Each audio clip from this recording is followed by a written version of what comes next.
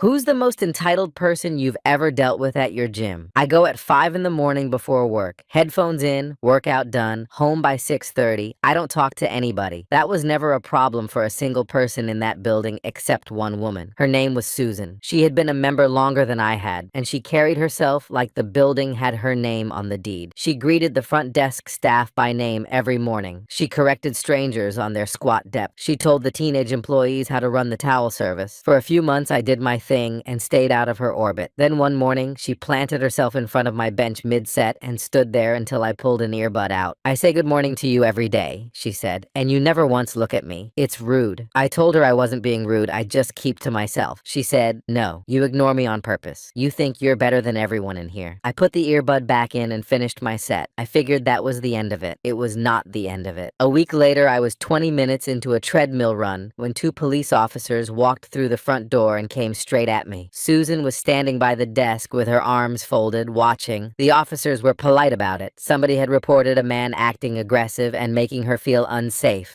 I told them I had been on the belt the entire time and hadn't spoken a word to anyone. They looked around at an empty gym at 5 in the morning, saw a guy sweating in running shoes, and worked out fast that there was nothing here. They left. Susan watched the whole thing with a small smile on her face. "That's the part I want you to sit with." She called the police on a man for jogging, and she smiled about it. I assumed the gym would do something. Instead, the manager, a kid named Kyle, pulled me aside that afternoon and asked if I could maybe just say hi to her to keep the peace. I asked why I was the one being asked to change. He said Susan was a longtime member. She gets worked up and it would be easier for everyone if I made an effort. So the woman who sent police after me got nothing, and I got a talking to about being friendlier. Susan found out about that conversation and it made her worse. Now she had proof in her own head that she was right and I was the problem. She started telling people I was the one the police had to come talk to. She said it at a volume engineered to reach me. "Some people think the rules don't apply to them," she told her friend on the next bike over, "but I handle it." She narrated her own heroism to anyone within range. She told a new member she keeps this place safe and management should put her on payroll. Every morning she made a show of greeting me in a bright fake voice. And every morning I kept my headphones in and kept lifting because I had done nothing and I wasn't going to start performing for her. That drove her out of her mind. 3 weeks later, she did it again. I was stretching in the corner as far from her as the floor plan allowed, and she called 911 and told them I had followed her and threatened her. Same two officers. This time, one of them recognized me, and he recognized her too. He asked what exactly I had done. She said I had given her a look. He asked whether I had spoken to her, touched anything of hers, come near her at all, and she had to admit I had not. Then he did something I didn't expect. He told her, standing right there at the front desk where everyone could hear, that calling emergency services to report a crime that did not happen is itself a violation, and if she did it again, she could be charged with filing a false report. She argued with him. She told him he didn't understand, that I made her uncomfortable, that protecting her was his job. He told her discomfort is not a crime, that a man jogging and stretching is not a threat, and that the next call would put her name on the report instead of mine. She was furious. She kept saying, "So he just gets away with it?" He told her there was nothing to get away with, and he left. Then things started moving without me touching them. It came out that Susan had pulled this before. She had reported 2 other members in the past year, one for parking too close to her, one for staring. The gym had smoothed all of it over quietly to keep her happy, but a false police report is a liability sitting inside your business, and now an officer had said the word charged out loud on the floor. Kyle stopped protecting her overnight. He wasn't brave about it. He was scared. He told Susan that if she called police on another member without cause, her membership was done. She told him she'd get him fired, tell everyone, make sure the place went under. Kyle repeated the policy. She demanded the owner. The owner told her the same thing. For the first time, the woman who ran that gym in her own imagination had nobody agreeing with her. That was the thing she couldn't survive. I knew losing her grip wouldn't make her stop. It would make her creative. So I changed nothing. Same time, same bench, same headphones.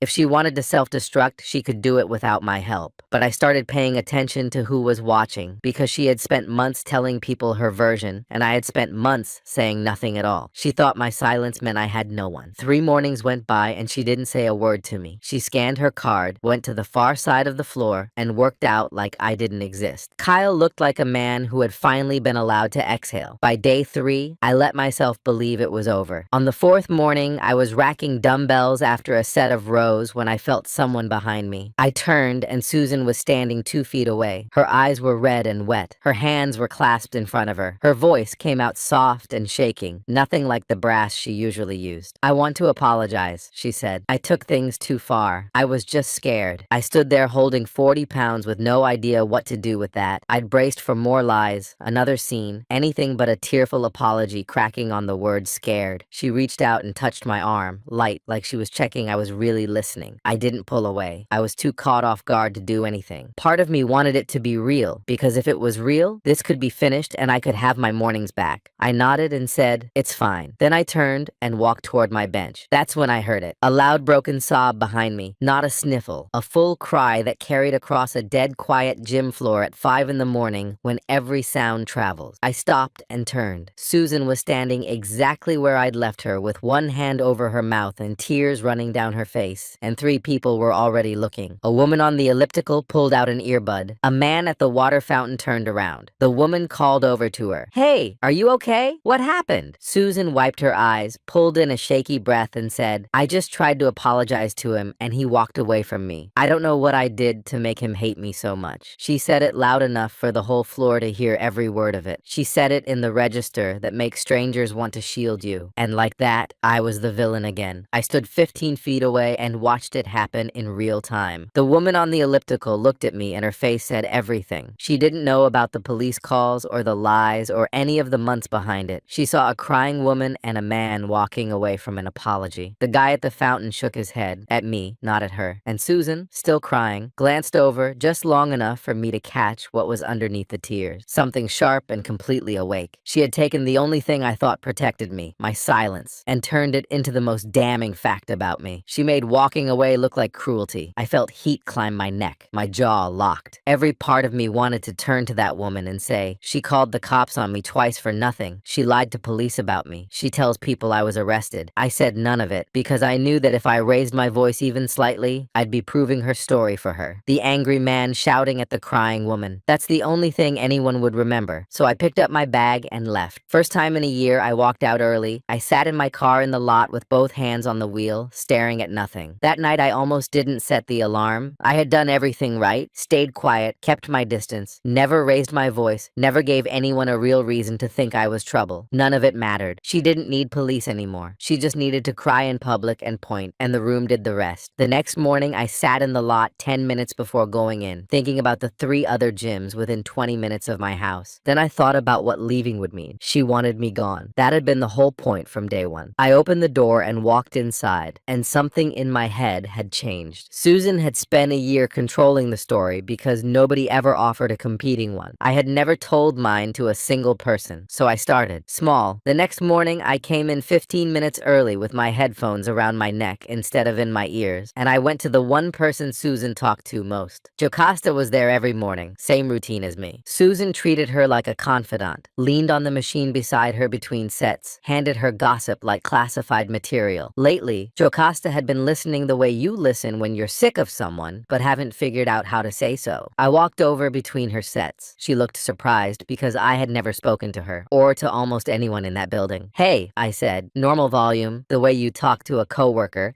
"I just wanted to say sorry if things have been weird around here. I'm not trying to cause problems." She set the dumbbells down and studied my face for a few seconds. Then she said, "You know, she told me you got arrested, right?" That landed in my chest. Not because she'd lied, but because I hadn't understood how far the lies had traveled. I told her the truth. Never arrested, never charged, never even spoken to harshly. Both times, the officer sorted it out in minutes. And the second time, the warning went to Susan, not to me. Jocasta nodded slowly, connecting dots she'd already half connected. "Yeah, that tracks," she said. "She told me you threatened her too, but I was here both times. I saw you on the treadmill. I saw you stretching in the corner. You didn't do anything." She looked at the floor. "I just didn't want to get involved." I didn't blame her. Getting involved with Susan meant becoming the next target, but I asked why she was telling me now. She leaned back against the rack and crossed her arms. Because yesterday, she cried on purpose, and I watched her check who was looking before she started. I've known women like her my whole life. She rehearses. Then she told me the part that made it worse. Susan had been telling brand new members, people who'd been coming a few weeks and had never spoken to me, that I had a restraining order against me. There was no restraining order. There was no legal anything. But if a warm, confident regular pulls pulls you aside on your second week and tells you the quiet guy in the corner has a court order, you believe her. Why wouldn't you? And you're never going to walk up and ask me if it's true, because nobody does that. You just keep your distance and assume she's looking out for you. I stood there and felt the full shape of what she'd built while I had my headphones in. She wasn't just being difficult. She was manufacturing a version of me and handing it out to strangers. And my silence made it easy, because nobody had any reason to question the only account they'd ever heard. I asked Jocasta if she'd tell Kyle what she'd told me. She thought about it a long moment. If she does one more thing, yes, but I'm not starting a war for someone I barely know. It wasn't a movie speech. It was careful and honest, and I respected it more than a promise. Susan clocked the change on day one. She'd spent months studying my routine like it was her job, so the second I broke pattern, she saw it, and she adapted. She started shadowing me. Whenever I finished talking to someone, she'd wait 30 seconds and drift over to that same person, casual, like she needed the machine beside them. She was following my trail and painting over it. One morning, I had a 2-minute conversation with an older guy at the squat rack about nothing, how the 6 o'clock crowd ruins the place. That's it. 30 seconds into my next set, I looked up at the mirror and she was already beside him, leaning in the way she does when she wants you to feel let in on something. I couldn't hear a syllable of it over the ventilation and the ceiling speakers, but I could read his face while she talked. He listened, then turned his head and looked at me, and it wasn't curiosity.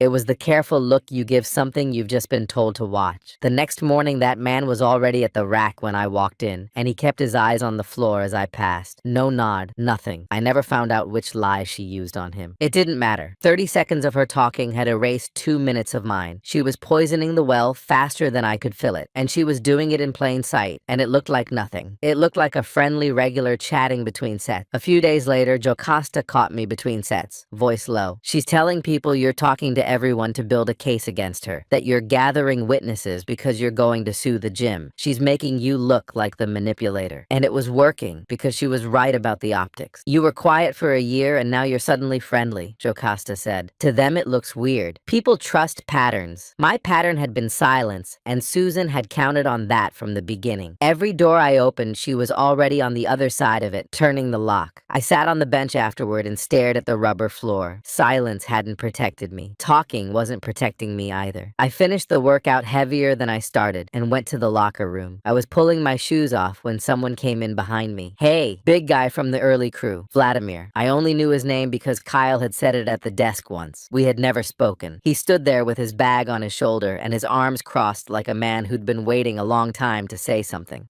I heard what Susan's been saying about you. I've been coming here 2 years. She reported me last year for parking too close to her car. Told management I was stalking her. Something moved across his face. I stopped coming for 3 months. Paid for a membership I didn't use, because I couldn't walk through that door without feeling like everyone thought I was a creep over how I parked. He shifted the bag. If you ever need someone to back you up, I'm here. That woman made my life miserable, and nobody did a thing. Something clicked over in me. He wasn't someone I'd convinced. He came to me carrying his own scars and his own dates and his own record. She had done it to other people, and other people remember. I asked if he'd say all of it to the owner. He said yes before I finished the sentence. Meanwhile, Susan escalated one more time, and this time she put it in writing. Kyle cut me off at the desk one Monday and walked me back to the office. Susan had submitted a formal written complaint, printed, signed, addressed to Augie, the owner. It claimed I was creating a hostile environment and intimidating female members, and it named 3 other women who supposedly felt unsafe because of me. Kyle lowered his voice. I know she's the problem, but Augie has to talk to the women she named. He has to cover the gym. Then he asked me to come at a different time until it got sorted. Kyle sat on the edge of the desk instead of behind it, trying to make it feel casual, but he kept clicking a pen open and closed the entire time, and that told me everything about how casual it was. He said the phrases out loud: hostile environment, intimidating female members, and I could tell he hated the taste of them. But they were on the page, and the page was on Augie's desk now, which made them real, regardless of whether they were true. I sat in that chair and felt the floor tilt. I'd been showing up at 5 for over a year, never raised my voice, never touched anyone, never had a full conversation with most of these people, and I was the one being asked to rearrange my life because she typed a page and used the word hostile. Kyle had no answer for that. He just said, I know, man, give Augie a couple days. I drove home, sat at my dining table with the bag still on my shoulder, and thought seriously about quitting. Then I understood exactly what quitting would buy her, and I called the gym instead and asked for Augie directly. I kept my voice flat because getting loud only ever never helped her. I want to know who the three women are, I said, because I'd bet I've never spoken a word to any of them. Long pause. Then, one of them already told me she has no issue with you and didn't know Susan was using her name. He sounded embarrassed. He should have. One borrowed name on one page had been enough to pull me into an office. He told me to keep my regular time and said he'd handle it. I believed he meant it, but he sounded tired, and tired people take the shortcut, and the shortcut was losing the quiet guy instead of the loud one. So I made sure the truth came from more than one mouth. Vladimir was in. Jocasta stopped waiting. The next morning, Augie's car was in the lot before sunrise, which had never happened, and Kyle told me quietly that Augie wanted the three of us in the office at 5:30. Susan didn't know he was there. At 5:30, we filed in. Augie was behind the desk with papers spread out and cold coffee at his elbow. I went through everything, he said. The police visits, the complaint, the names. He lifted a page and set it back down. Two of them told me they have no problem with you and never gave Susan permission to use their names. The third one said Susan asked her to sign something and she refused. He let that sit. Susan had asked a woman to sign a statement, been told no, and used her name anyway. He turned to Vladimir. She reported you last year. I should have taken it seriously. I owe you an apology. Vladimir nodded once and said nothing, and the nod carried 3 months of paid for absence in it. Then Augie asked Jocasta what she knew, and Jocasta gave him all of it.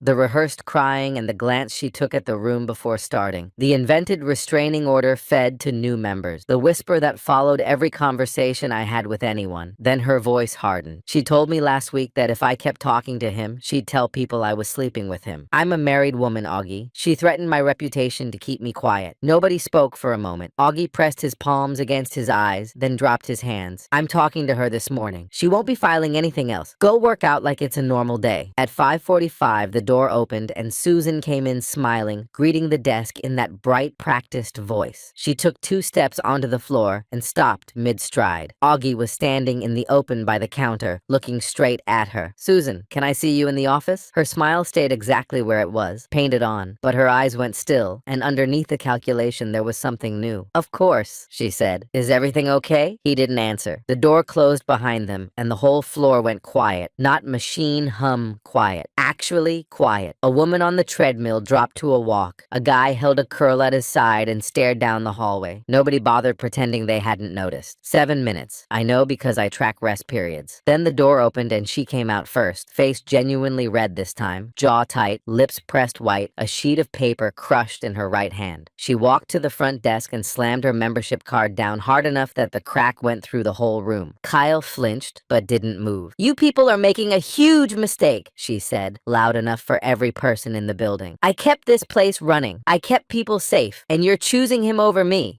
She pointed behind her without turning around, straight at the bench press, because she'd spent a year memorizing where I stood. Augie came out of the hallway. Your membership is terminated. You have the documentation. Collect your things and leave the building. She turned around slowly, so everyone could watch her do it, and she looked directly at me. I was mid-rep with my headphones in. I didn't look up. I didn't stop. She stood there 15, 20 seconds, waiting for me to give her one thing she could hold up and point at. I gave her nothing. I finished the set, racked it, sat up, lay back down, and started the next one. Same grip, same rhythm. She stood there with the crumpled page, and nobody moved toward her. A room full of people she'd greeted by name for years, and not one of them said wait. She went to the locker room, came out 2 minutes later with her bag, walked past the desk without looking at anyone, and pushed through the door. The door swung shut behind her with that soft whoosh and the click of the latch catching, and the floor stayed quiet for a few seconds afterward. Not the heavy kind from before, lighter, like the pressure in the room had dropped. Nobody said goodbye. Jocasta caught my eye from the mats and gave me a small nod. Vladimir gave me the same one from the rower. I put my headphones back in and finished my workout. Her card was still lying on the counter when I left. Kyle slid it into the drawer with the lost keys.